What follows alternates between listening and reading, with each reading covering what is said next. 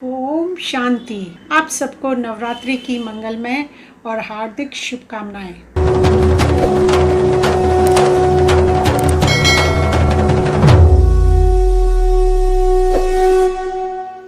साक्षात नव देवियों आए आपके द्वार, साथ में ले आए खुशियों की बहार। इन नवरात्रि में पूरी हो आपकी सभी मनोकामनाएं।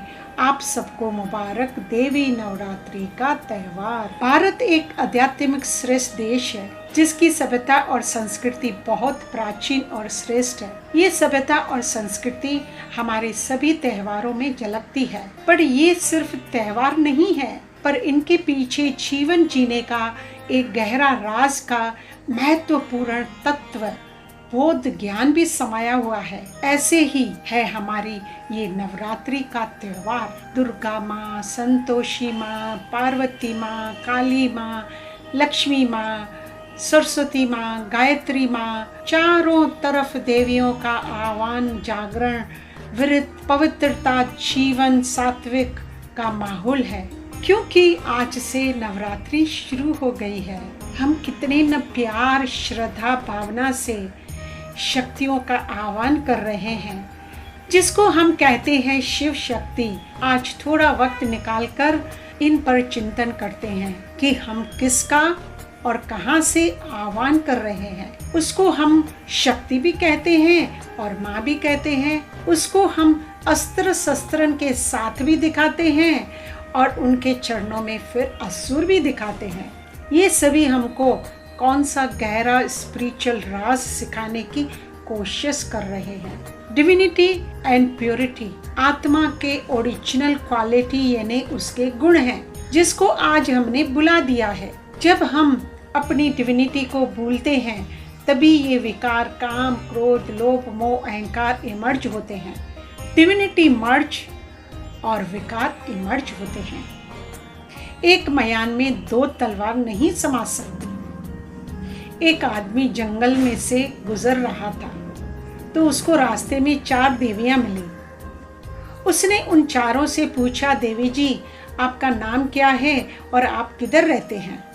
उस पर पहली देवी ने जवाब दिया, मैं बुद्धि हूँ और मनुष्य के दिमाग में रहती हूँ। और दूसरी ने कहा, मेरा नाम लज्जा है और मैं अखियों में रहती हूँ।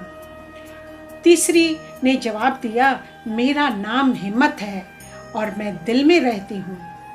चौथी ने जवाब दिया, मेरा नाम तंदुरुस्ती है और मैं पेट में रहती हूँ। वो आदमी थोड़ा आगे बढ़ा तो उसने देखा उधर भी और 4 आदमी बैठे थे जो असुरों के रूप में दिख रहे थे। उसने उन सभी से सेम सवाल पूछा, आपका नाम क्या है और आप कहाँ रहते हो? उस पर एक असुर ने जवाब दिया, मेरा नाम क्रोध है और मैं दिमाग में रहता हूँ। उस पर आदमी ने उसको कहा कि नहीं, दिमाग में तो बुद्धि निवास करती है, तो फिर आप कैसे वहाँ वास कर सकते हो? उस पर असुर ने जवाब दिया, जब मैं यानी क्रोध आता हूँ तभी बुद्धि गुम हो जाती है। दूसरे ने जवाब दिया कि मेरा नाम लोभ है और मैं अखियों में रहता हूँ। उस पर आदमी ने उनको कहा, अखियों में तो लज्जा निवास करती है, तो आप उधर कैसे वास कर सकते हो? तभी लोभ ने जवाब दिया कि जब मैं आता हूँ ना तो लज्जा गुम हो जाती है। तीसरे ने जवाब दिया, मेरा नाम डर है और मैं दिल में रहता हूँ। उस पर उस आदमी ने बोला, पर दिल में तो हिम्मत निवास करती है, तो फिर आप वहाँ कैसे वास कर सकते हो?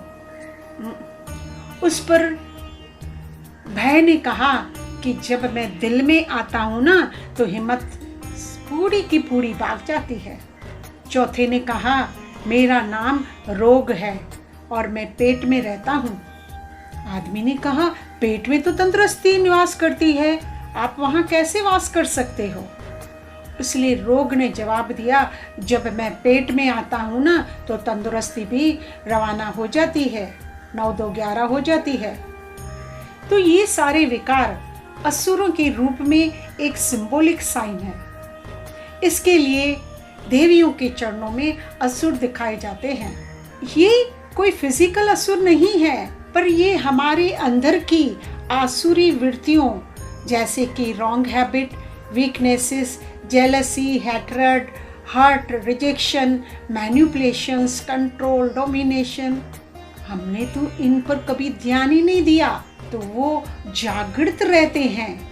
आज हम इन 9 दिनों में ही अपनी सारी डिविनिटी को इमर्ज यानी जागृत रखना है।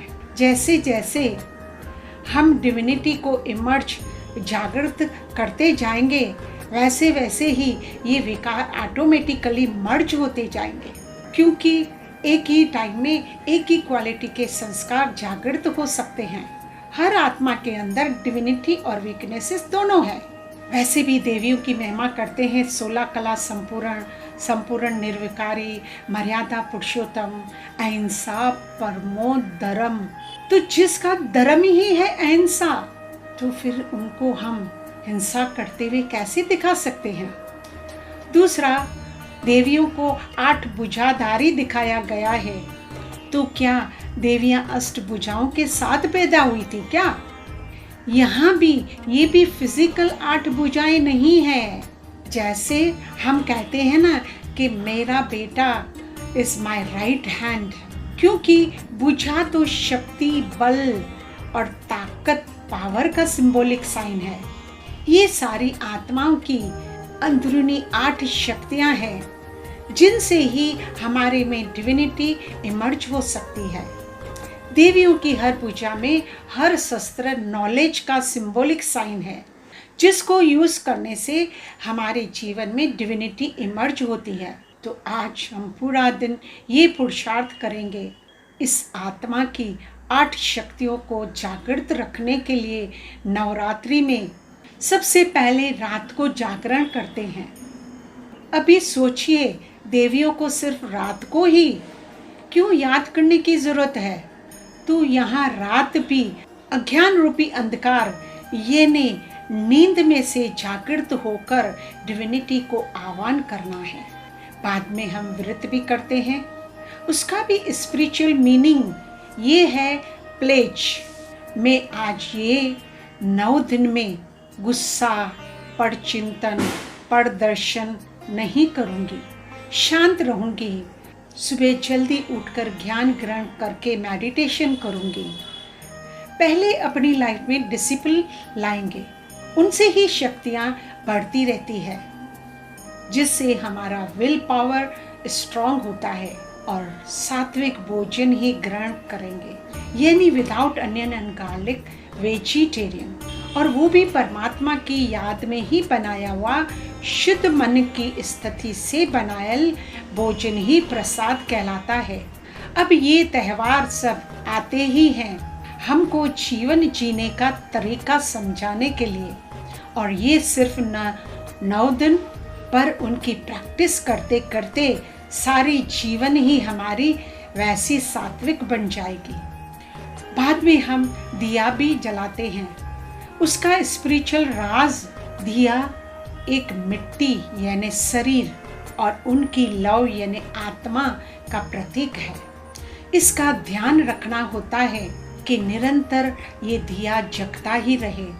जब भी सोल कॉन्शियस इमर्ज रूप में होगी, तभी हमारे में भी दिए की तरह चाहिए नहीं, पर दियो दियो दियो की भावना उत्पन्न होगी। दियो मतलब प्यार दियो, सम्मान दियो, सबको दियो।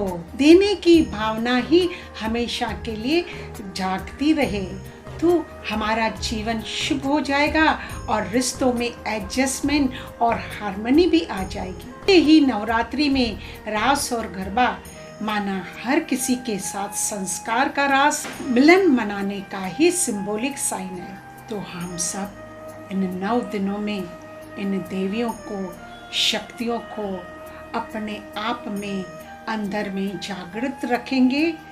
तो कल फिर हम मिलेंगे।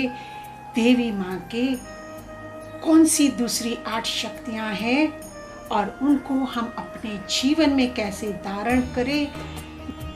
ओम शांति।